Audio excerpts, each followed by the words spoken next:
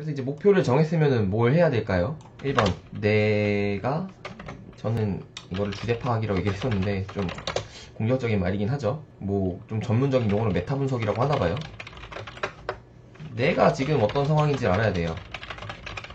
네, 딜레마님이 정확히 말해주셨는데 내가 어떤지를 알아야 돼요. 목표를 정했으면은. 목표를 정할 때는 여기서 좀 고려해야 될 게, 이거는 좀 공통적인 부분인데, 목표를 정할 때는 내가 이전에 성공했던 경험을 한번 생각해 봐야 돼요.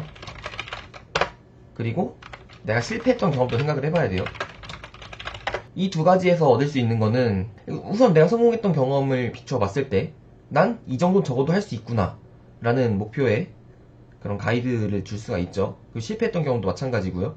이렇게는 하면 안 되겠다.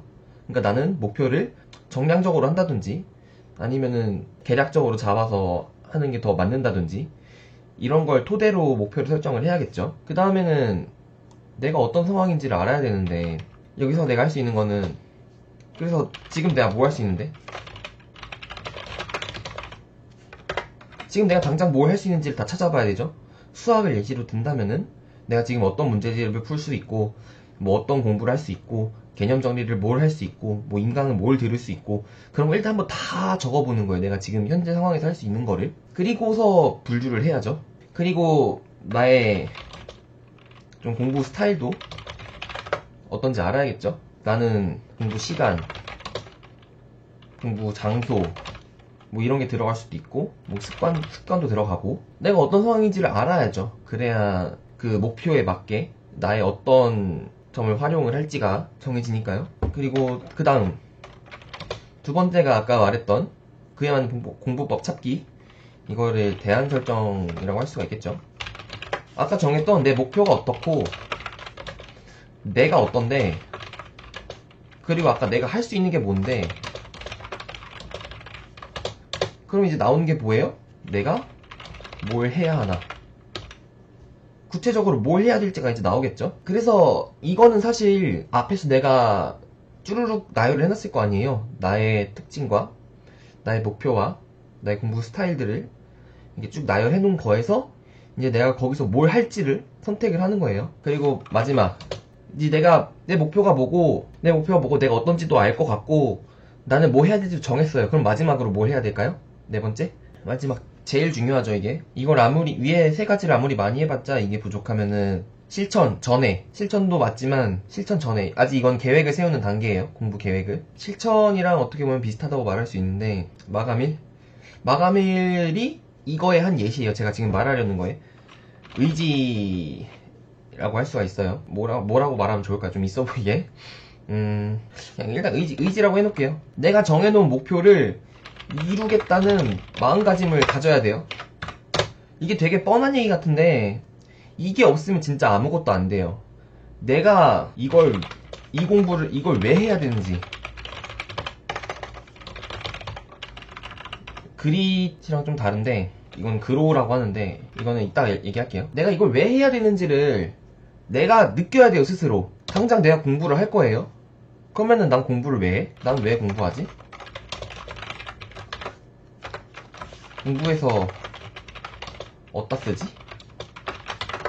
이거를 생각을 해봐야 돼요. 당장 대학에 가는데 필요해요. 만약에 이게 답이에요, 이거에 대한. 난 대학에 가고 싶은데 그럼 공부를 해야 돼. 그럼 내가 대학을 얼마나 가고 싶은지를 한번 스스로 생각을 해봐야 돼요. 여기서 오는 이 절실함과 이 간절함과 여기서 오는 게 위에 있는 그 모든 것들이 발현되는 그 근본적인 힘이거든요. 이 의지라는 게. 그래서 이거를 꼭 한번 생각을 해보는 게 좋아요. 대학에 왜 가고 싶어요, 여러분들은? 저는 그냥 고등학교 당시에는 1학년 때까지만 해도 좀 생각이 좀 별로 없었어요. 그냥 다 대학 가니까 가야지 뭐, 그냥 딱 이 정도 생각만 있었는데, 제 친구 중에 조기 졸업한 친구가 있는데, 그 친구는 제가 고3 때 이미 대학교 1학년인 거죠. 먼저 1년 일찍 졸업을 했으니까. 근데 그 친구가 대학 생활 얘기를 해주는 걸 들어보면은 너무 부럽더라고요. 얘가 그냥 뭐 그 과 동기랑 뭘 했는데, 뭐 어디 가서 뭐 하고 놀았는데 너무 즐겁다, 뭐 과는 뭐 어떻고 동아리는 어떻고 막 얘네 조잘조잘 해줬어요. 학교 놀러 와가지고 자주. 그래서 그런 거 듣고 있으면은 그 친구가 연대를 조기 졸업을 해서 왔는데 제 바로 한 학번 선배예요.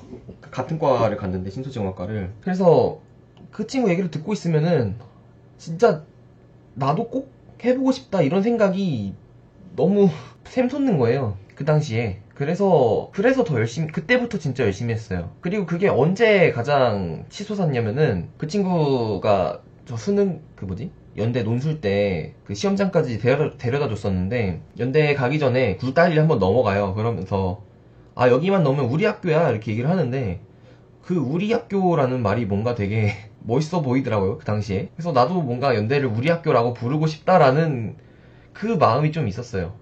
사실 별거 아닌 이유잖아요. 뭐 거창한 내 뭐 뜻이 있는 것도 아니고 그냥 너무 가고 싶었어요. 이것만으로도 저는 그때 당시에는 제가 아침 8시까지 학교를 가서 밤 10시까지 있었거든요 학교에. 그러면 14시간 학교에 있죠. 그럼 밥 먹는 2시간 빼고 제가 그 스타버치로 공부한 시간을 세보니까 딱 10시간 정도 나오더라고요. 화장실 가는 시간 뭐 다 빼고 친구랑 잡자는 시간 다 빼고 하니까 진짜 10시간씩 8월 중순부터 10월 11월 그때까지 계속 했어요. 이 정도는 진짜 해야 된다고 저는 생각을 해요.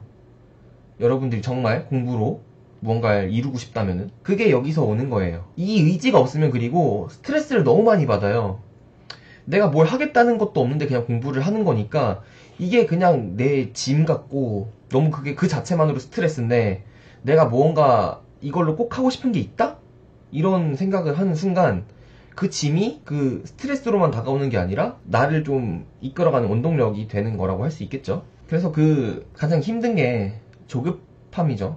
수험 생활이 뭐 여러분들이 보는 수능뿐만 아니라 뭐 다른 모든 시험들을 보는 수험생들의 마음은 조급함이 가장 적이 되는 것 같은데 내가 뭔가 차근차근 나아가고 있다는 그 지표가 있는 것만으로도 그 조급함이 좀 많이 해소가 돼요 사실. 그래서 내가 이런 단계적으로 목표도 정하고 내가 어떻게 할 건지를 좀 이렇게 쭉 정해놓는 것 자체만 이거 하나만으로도 좀 나에 대한 자신감이라고 해야 되나? 그런 것도 되게 높아지고요. 슬럼프도 되게 극복하기 쉬워져요. 슬럼프 왔을 때는 그러면 또 다시 목표 설정을 들어가는 거예요. 이걸 한번 해보면은 되게 그 다음부터 이 플랜을 세울 때 도움이 많이 되거든요. 그래서 아직도 공부를 어떻게 해야 될지 모르겠어요 라는 학생들이 많아요. 지금부터 시작해도 안 늦었나요?